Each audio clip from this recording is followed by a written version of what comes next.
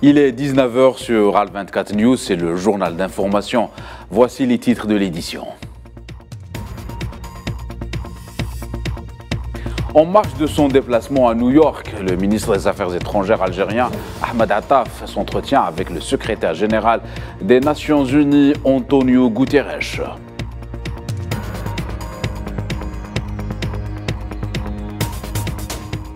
Début des travaux du sommet BRICS en Afrique du Sud. La chef de la diplomatie sud-africaine, Naledi Pandor, ouvre les réunions des ministres des Affaires étrangères.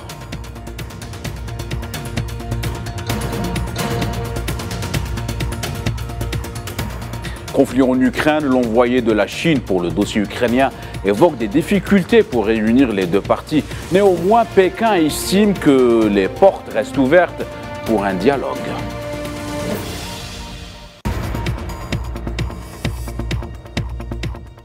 Le sommet de la Moldavie qui réunit 47 pays, une nouvelle adhésion à l'OTAN au cours des pourparlers.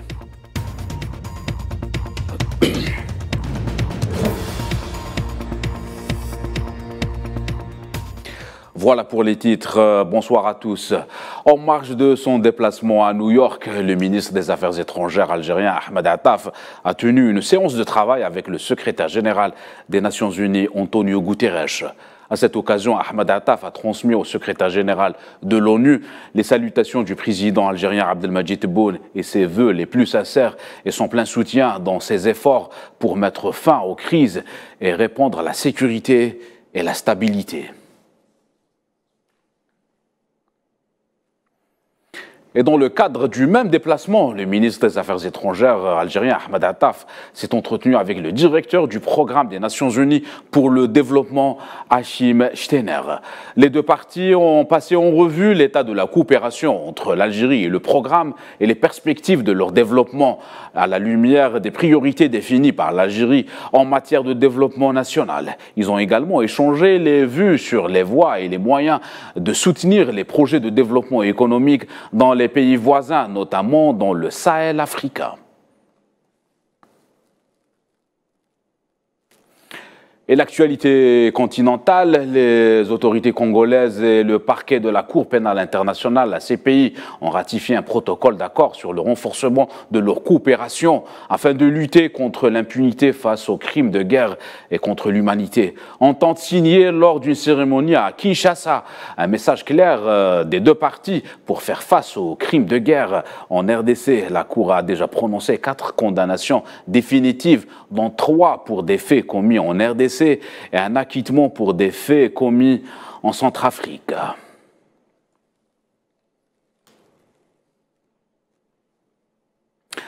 On reste en Afrique, au Nigeria, les prix à la pompe du carburant ont quasiment triplé dans les stations-service du pays depuis l'annonce des autorités de mettre fin aux subventions sur le carburant, provoquant une immense détresse dans le pays le plus peuplé d'Afrique. Dans les grandes villes du pays, les prix affichés dans les stations-service avaient alors quasiment augmenté. Jusqu'à présent, les autorités n'ont pas annoncé des mesures visant à atténuer l'impact sur les consommateurs. Et au Soudan, des sources d'information locales ont déclaré aujourd'hui que depuis vendredi matin, des affrontements à l'arme lourde ont eu lieu entre les forces armées et les forces de soutien rapide près du quartier général du corps blindé de l'armée dans les zones de Abu Hamada. La même source a indiqué que l'armée soudanaise avait pris le contrôle d'une base appartenant aux forces de soutien rapide située dans la banlieue sud de Khartoum. Elle est considérée comme l'un des sites militaires les plus importants pour ces forces. Pour rappel, le Soudan et sa capitale Khartoum est le théâtre de violents combats entre les forces de soutien rapide et l'armée régulière depuis le 14 avril dernier. La ministre des Affaires étrangères sud-africaine, Naledi Pandor, a donné le coup d'envoi aujourd'hui au cap du sommet BRICS qui se tient au niveau des ministres des Affaires étrangères en Afrique du Sud. Pour les participants, il s'agit d'étudier les possibilités susceptibles de renforcer et de transformer les systèmes de gouvernance mondiale et la recherche de solutions pour une reprise économique mondiale durable et inclusive. Dernière ligne droite avant le 15e sommet des BRICS qui se tiendra en août prochain à Johannesburg en Afrique du Sud. C'est dans ce sillage qu'a été donné le coup d'envoi des réunions préparatoires au niveau des ministres des Affaires étrangères du groupe, jeudi au Cap, des rencontres qui s'étaleront sur 2 jours. Comme en 2018, l'Afrique sera au cœur du sommet. En effet, c'est sous le thème Les BRICS et l'Afrique, un partenariat pour une croissance mutuellement accélérée, un développement durable et multilatéralisme inclusif que les chefs d'État des pays membres du groupe vont se réunir. Cette 15e rencontre s'annonce déjà historique, en raison des bouleversements géopolitiques mondiaux. D'abord, la guerre en Ukraine s'est voulue comme un pavé jeté dans l'ordre mondial, ou encore le retour de la gauche au Brésil. Depuis sa création, les pays membres plaident pour une refondation des organisations internationales comme le Conseil de sécurité de l'ONU, les organisations de Bretton Woods, FMI et Banque mondiale. Des idées qui séduisent de plus en plus de pays. D'ailleurs, du monde se bouscule aux portes du groupe. Des puissances régionales comme l'Algérie, la Turquie, l'Iran ou encore l'Égypte. L'élargissement sera également au cœur des discussions de ce sommet 2023. Si les BRICS plaident pour un renouveau des institutions, ce n'est pas pour rien. Le bloc est créateur de richesses, notamment dans les services, et sa production dépasse de loin celle des puissances occidentales réunies. Pour cette année 2023, le bloc a contribué à hauteur de 31,5% du PIB mondial, dépassant pour la première fois la part du G7. L'espace géographique du groupe englobe en outre 42% de la population mondiale. Cela dit, son apport financier reste relativement faible, exception faite pour la Chine. Et pour ce rendez-vous qui a regroupé les 5 pays du BRICS, je vous propose d'écouter la ministre sud-africaine des Affaires étrangères, Naledi Pandor. Nous voyons donc un monde dans lequel la coopération a failli. Nous savons que les pays développés n'ont pas respecté leurs engagements à l'égard des pays en développement et qu'ils tentent constamment de transférer leurs responsabilités aux pays du Sud. Le sort des pauvres est oublié et les grandes puissances sont engagées dans un conflit mondial. Au Moyen-Orient, un enfant palestinien a été touché et blessé par une cartouche de gaz tirée ce vendredi par l'armée d'occupation sur des manifestants non violents participant à la marche hebdomadaire anti-colonisation dans le village de Beit Dajan à l'est de Naplouse, au nord de la Cisjordanie occupée, tandis que de nombreux manifestants ont été étouffés à cause des gaz lacrymogènes dans le même village. Selon les autorités médicales, les Palestiniens manifestaient aux appels du Comité de défense de la terre et de la Commission de la colonisation et de la résistance du mur contre les projets d'occupation de s'emparer des vastes étendues des terres palestiniennes dans le village en question. Quelques jours après le scrutin présidentiel qui a connu la réélection du candidat président Recep Tayyip Erdogan sur les 2 tours, les députés turcs ont prêté serment dans l'hémicycle du Parlement de la capitale Ankara. Le parti AKP du président Recep Tayyip Erdogan, avec ses alliés, dispose d'une majorité de 600 sièges au Parlement après l'élection législative du 4 mai dernier et lors d'un vote présidentiel qui s'est achevé en 2 tours. Et le président vénézuélien Nicolás Maduro est arrivé en Turquie à la veille de la prestation de serment de son homologue Recep Tayyip Erdogan, reconduit à la tête du pays pour un nouveau mandat de 5 ans. Le dernier déplacement du président vénézuélien Maduro dans ce pays date du 8 juin 2022, au cours d'une visite officielle qui a été conclue par la signature de plusieurs accords bilatéraux entre Ankara et Caracas. Le secrétaire d'État américain Antony Blinken a signé une déclaration de coopération sur le G6 avec le ministre des Affaires étrangères finlandais Pekka Haavisto au cours d'une visite de travail à Helsinki. La capitale finlandaise a noté que la Finlande a récemment rejoint l'OTAN et devient ainsi le 31e membre de l'Alliance depuis le mois de juillet 2022.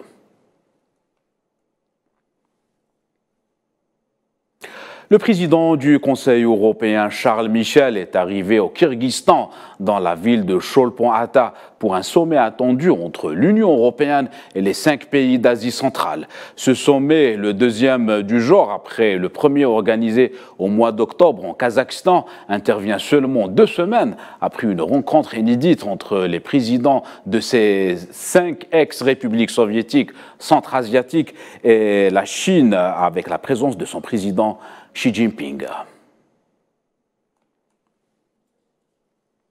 En France, la SNCF ne prévoit pas de nouvelles augmentations pour les cheminots cette année. L'entreprise nationale et les organisations syndicales se sont entretenues dans le cadre d'une réunion pour rectifier ou non les négociations annuelles sur les salaires pour l'année 2023. Ces derniers avaient été décidés au mois de décembre dernier par un seul syndicat sur les 4 représentatifs. Une colère immense, une trahison aussi. Ça veut dire qu'on a des cheminots et des cheminotes qui travaillent depuis des années pour le fret, pour un service public, même dans le cadre de la transition écologique, et on leur annonce avec une brutalité totale qu'on va liquider leur entreprise, on va liquider leur emploi et on va même donner des marchés au privé à la concurrence. D'après les chiffres qui sont annoncés, 500 emplois qui sont menacés, c'est un plan social qui ne dit pas son nom. Et pour tous les autres, c'est des incertitudes pour l'avenir, puisque l'accord prévu par la bande des 3, c'est le transfert finalement de tous les salariés dans des filiales. C'est soit vous dégagez, soit vous basculez dans une filiale de droit privé, avec des conditions de travail qui vont changer. Donc votre boîte, elle est cassée. Donc dans la tête, ça joue. Donc il y a des droits de retrait qui s'opèrent. Parce que pour conduire un train, il faut être en pleine possession de ses capacités intellectuelles et être focus. Conflit en Ukraine, l'émissaire spécial de la Chine pour le dossier ukrainien évoque des difficultés pour réunir les 2 parties. Néanmoins, Pékin estime que les portes restent ouvertes pour un dialogue entre les 2 parties belligérantes, la Russie et l'Ukraine. Je vous propose d'écouter Li Hui, envoyé spécial de la Chine pour l'Ukraine.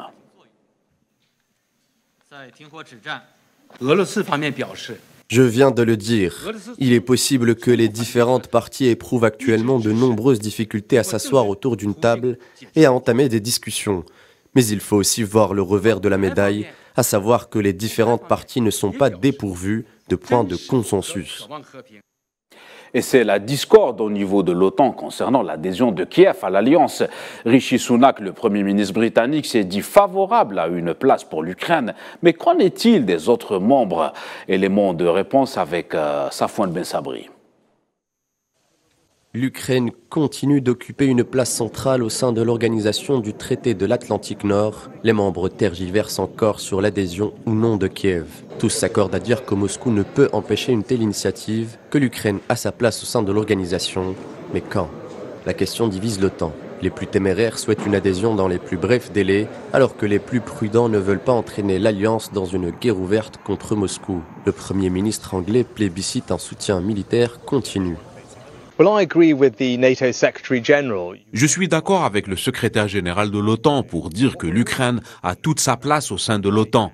Et ce dont nous parlons également avec l'Ukraine en ce moment, c'est de s'assurer qu'elle dispose de tout le soutien dont elle a besoin pour réussir sa contre-offensive. Volodymyr Zelensky, à défaut d'obtenir une adhésion immédiate, souhaite à minima rapprocher son pays de l'OTAN. Notre réunion ne portait pas sur l'OTAN, mais l'Ukraine a soulevé cette question, car nous pensons qu'elle fait partie de la sécurité du continent et du monde. Nous devons faire tout notre possible pour que l'Ukraine fasse au moins un pas en avant vers un rapprochement avec l'Alliance.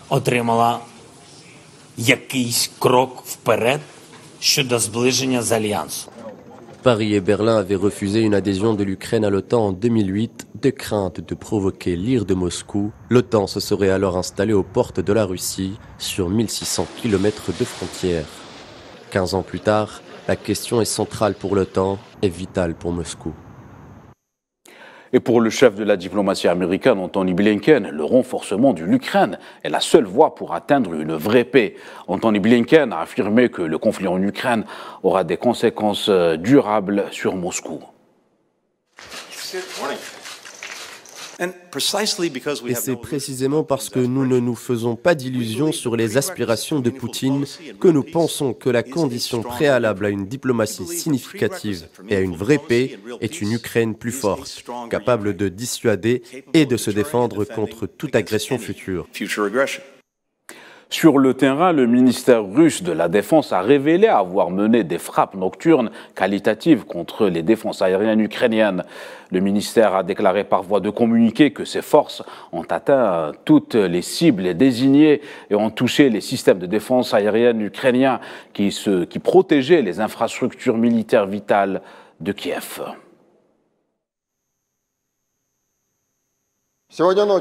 Cette nuit, les forces aérospatiales russes ont mené une frappe groupée avec des armements de haute précision et de longue distance depuis les airs sur des systèmes de défense antiaériens de l'ennemi, couvrant des infrastructures militaires clés.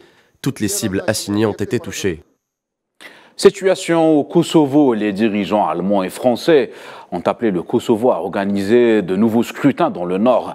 Théâtre d'affrontements depuis plusieurs jours, les résultats sont contestés dans plusieurs communes. Les violences ont fait lundi dernier 80 blessés parmi les soldats de l'AKFOR et les manifestants qui réclamaient le retrait des fonctionnaires albanais de la mairie et de la police kosovare.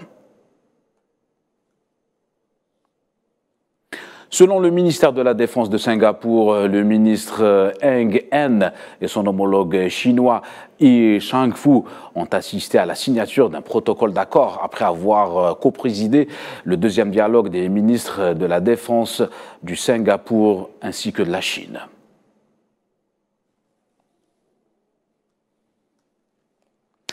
La Chambre des représentants au Congrès américain s'est prononcée favorablement par plus de 300 voix à l'accord trouvé entre le président démocrate Joe Biden et l'opposition républicaine menée par Kevin McCarthy. Le projet de loi suspendant le plafond de la dette jusqu'en 2025, éloignant ainsi le risque d'un possible défaut des États-Unis sur sa dette à compter du 5 juin prochain.